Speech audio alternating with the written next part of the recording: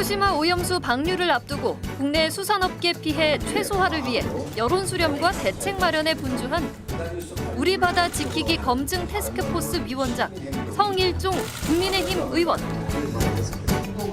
재선 국회의원, 국민의힘 정책위원회 의장, 국가기후환경회의 위원 역임.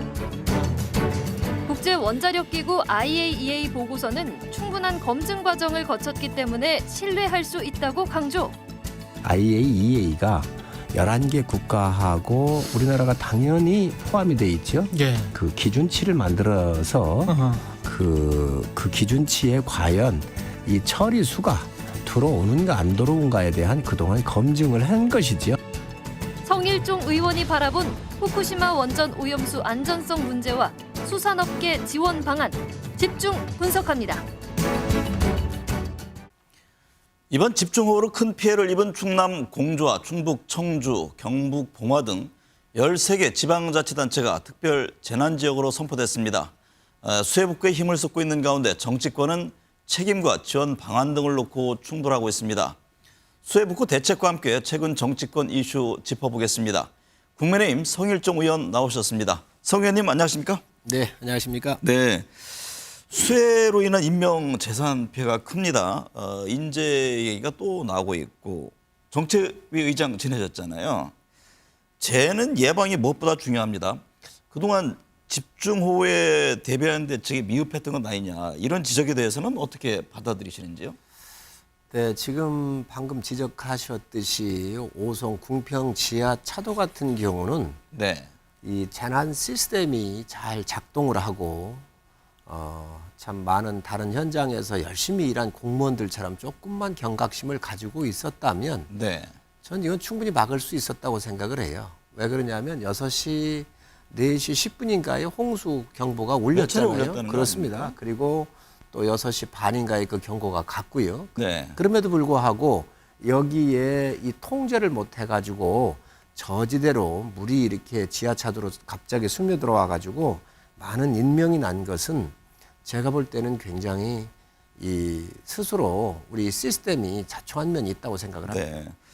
윤석열 대통령 이권 부패 카르텔 보조금을 폐지해서 수해 복구 지원에 힘써야 한다 이렇게 강조했습니다. 근데 야권 등에서는 이게 수해 복구는 한시가 급한 사항인데 민간단체 보조금 폐지와 연결시키는 것은 억지다 이런 지적을 합니다. 이에 대한 입장 어떤 배경으로 이해하세요? 야당도 미시적으로 대통령을 공격하려고 해서만 안 됩니다. 네. 이번에 여러 곳에서 산사태가 가장 많았잖아요.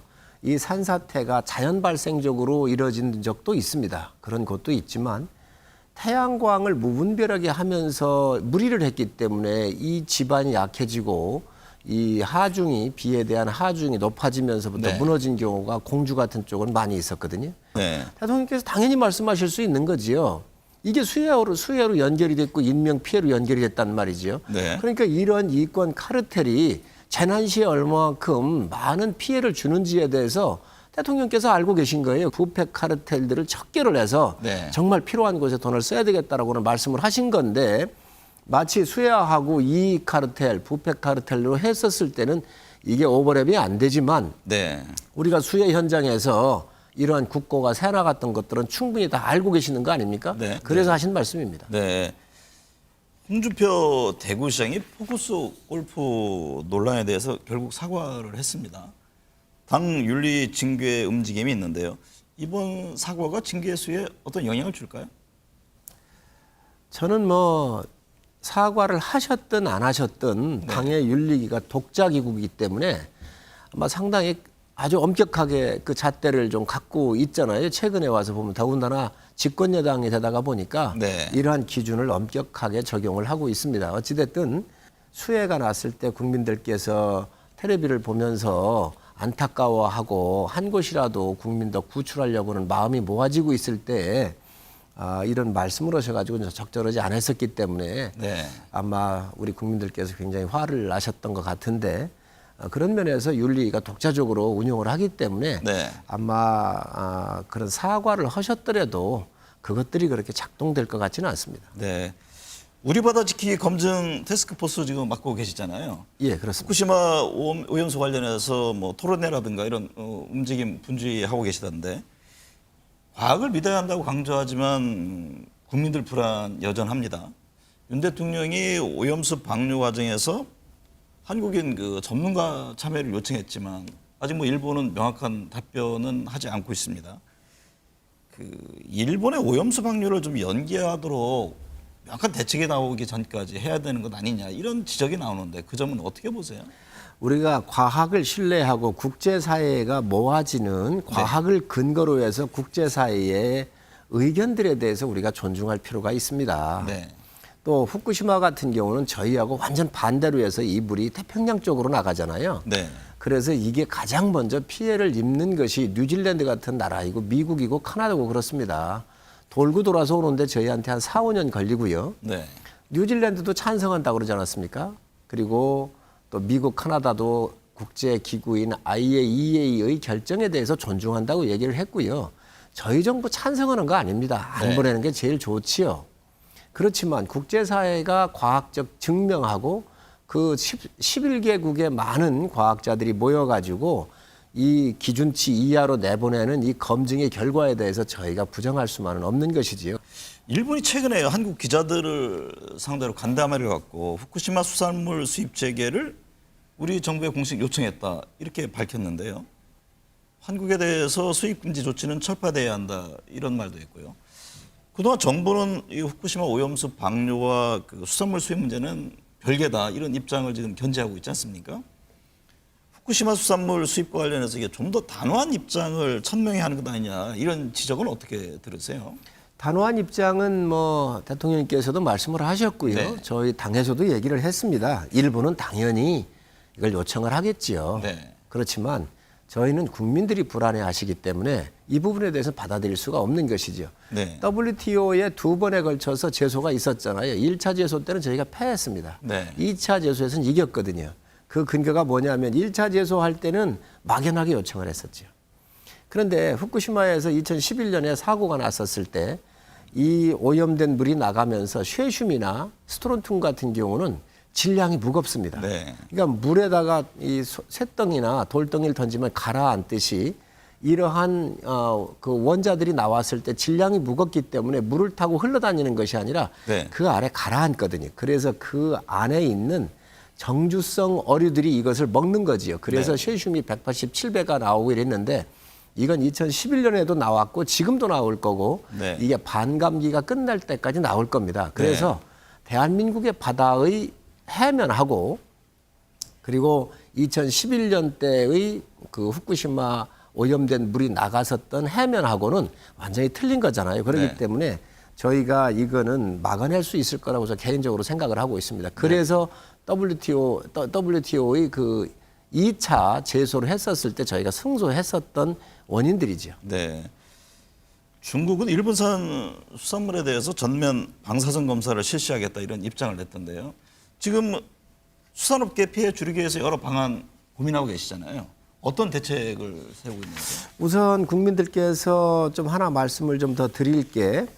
이 방사선이 우리 국민들께 활동을 하고 계시잖아요. 1년에 우리 모든 5,300만 국민들 모두가 1년에 받는 게 약 2.5에서 3mS입니다. 네, 일반 활동을 하면서 활동하면서 잘 받는 게요. 돼 있다. 네. 그런데 저쪽 그 볼리비아 같은 나라는 한 4,000고지의 나라가 위에 있잖아요. 네. 지구 대기권이 방사선으로 둘러싸여 있습니다.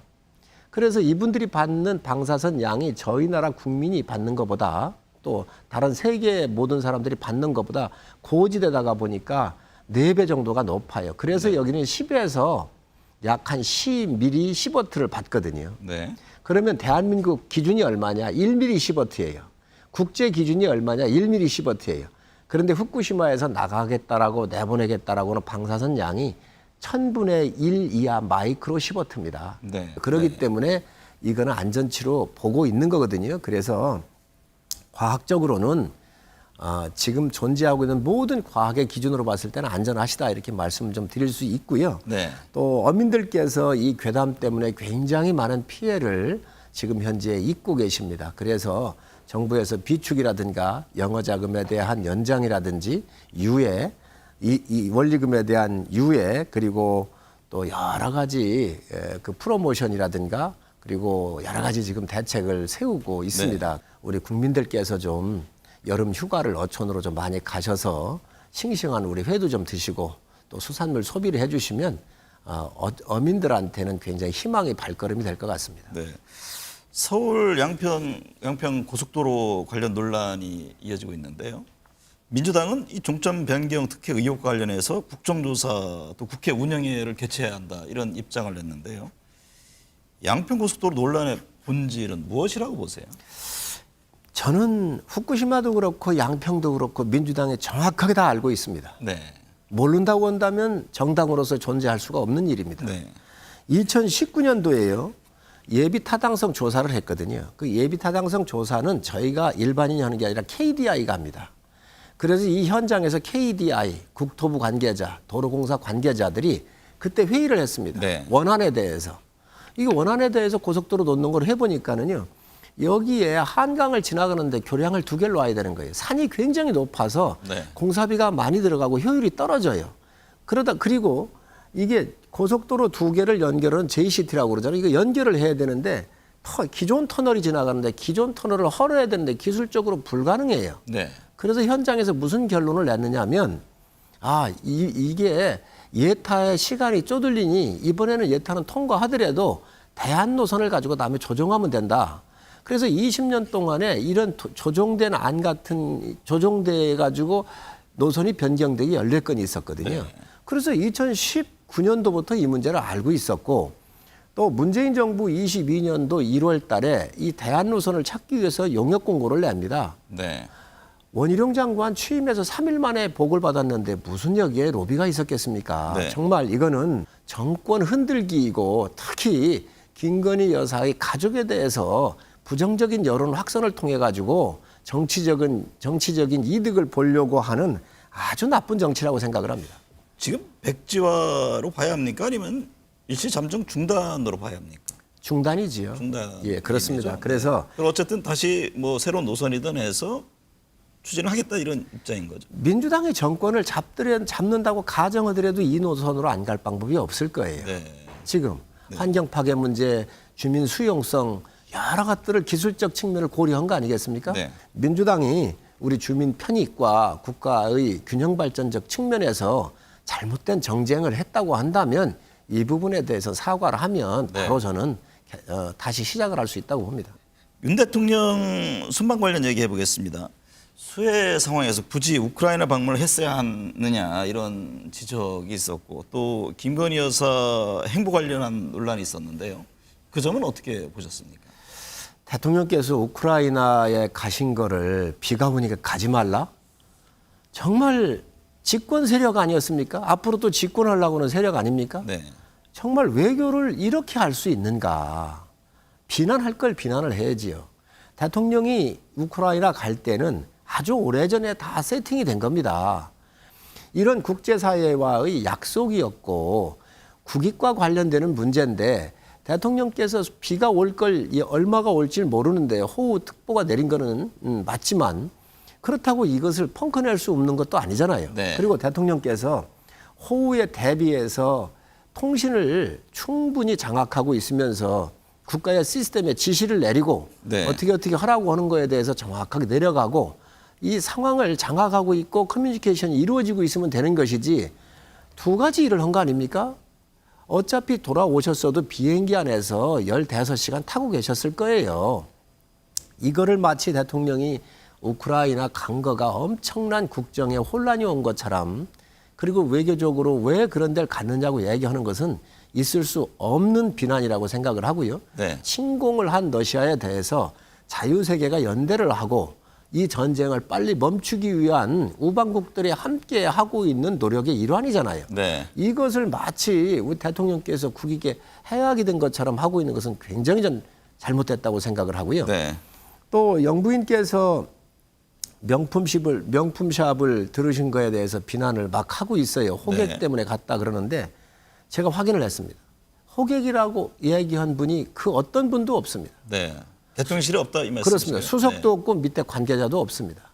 그래서 기사를 수정 기사를 제가 봤습니다. 네. 이렇게 정말 저는 이 영부인에 대한 공격을 저는 멈춰야 한다고 생각을 합니다. 정치 이전에 민주당이 늘 얘기한 게 사람이 먼저라고 그랬습니다. 사람이 먼저인데 영부인은 사람 아닙니까? 네. 정말 이런 아주 치졸하고 또 아주 고약한 정치를 우리 몰아내야 한다고 생각을 하고요. 영부인 활용을 해야지요. 외국 나가면 영부인에 대한 초점을 맞추는데 대한민국 영부인으로서 정말 멋진 여성으로서 네. 한국을 알리고 문화를 주도하는데 이보다 더 좋은 역할을 기대할 사람이 없잖아요. 네. 그런 걸 좀 전 풀자는 거예요. 네. 이 김건희 여사를 악마화시켜가지고 과연 국익에 도움이 되는가? 이 부분은 깊은 성찰을 한번 민주당이 해야 된다고 생각을 합니다. 네. 국민의힘 소속 의원 112명 가운데 110명이 불체포 특권 포기 서약을 했는데 성명도 하셨. 저도 했습니다. 네. 예. 내년 총선을 앞두고 여야 지금 혁신 경쟁이 이어지고 있는데요. 민주당 1호 혁신안으로 우여곡절 끝에 정당한 영장 청구에 대해서 불체포 특권을 포기하기로 했습니다. 민주당의 혁신 움직임은 어떻게 보고 계세요? 정당한 영장 청구라고 그랬거든요. 네. 이 정당한지 안 한지 누가 평가하지요? 네. 법원이 하는 겁니다. 정당하면 법원 가가지고 판단 받으면 될 거 아니에요. 네. 그런데 정당한 영장 청구할 때만 출석하겠다는 거 아니에요. 아니, 출석해서 정당한지 안 한지 판단을 판사가 하는 건데 이게 무슨 혁신입니까? 네. 정말 국민을 속여도 민주당이 판단하겠다는 거잖아요. 정당한 건지 아닌지. 이것을 민주당이 판단한다는 법적 근거가 어떤 거지요? 네. 판사가 하는 게 맞습니다. 지금 이러한 수없이 많은 범죄 행위에 대해서 정당이 비호하고 있는 거잖아요. 혁신이라고 볼 수 없는 겁니다. 네. 내년 총선을 앞두고요. 시도당 위원장을 새로 선출한다. 국민의힘도 분주히 움직이고 있는데요. 여야 할 것 없이 신당 움직임에 주목합니다. 대구 경북 지역에서 최기환 전 경제부총리, 우병우 전 민정수석, 이른바 친박계 움직인다 이런 얘기들이 들리는데 이게 신당 움직임으로까지 갈까요?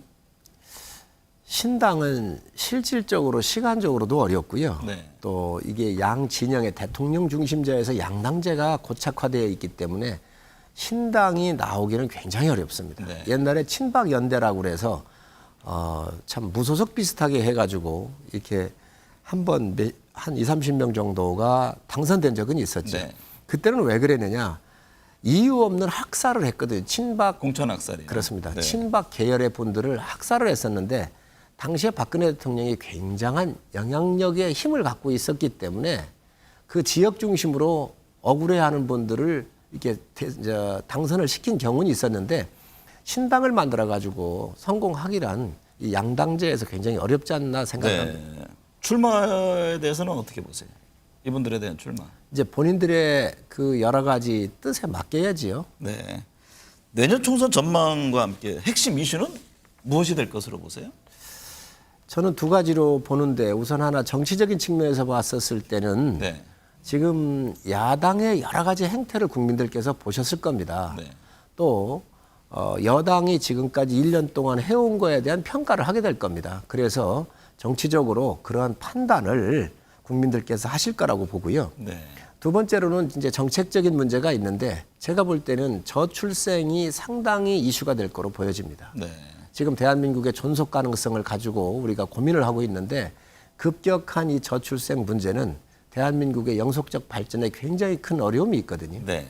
지금 현재 우리가 0.77까지 내려왔습니다. 그래서 이에 대한 여러 가지 그 당의 의견들이 좀 내놓을 거로 보여지고 또 지금 우리 사회가 이 코로나를 통해서나 여러 가지 봤었을 때 양극화가 심하잖아요. 네. 그렇기 때문에 이 격차 해소, 문화 격차는 어떻게 할 건지 의료 격차, 학력 격차, 소득 격차 등 이런 여러 가지 격차 문제에 대한 심도 있는 고민을 하는 정당이 전 승리하지 않겠나 생각을 합니다. 네. 폭우 피해가 큽니다. 희생자를 위로하고 피해 복구에 만전을 기해합니다. 늘 재해에 따르는 인재, 관제 논란, 정쟁이 아니라 철저히 원인을 짚고 책임을 묻고 제대로 된 대비책을 세워 실행에 옮겨야 합니다. 오늘 말씀 감사합니다. 네, 감사합니다.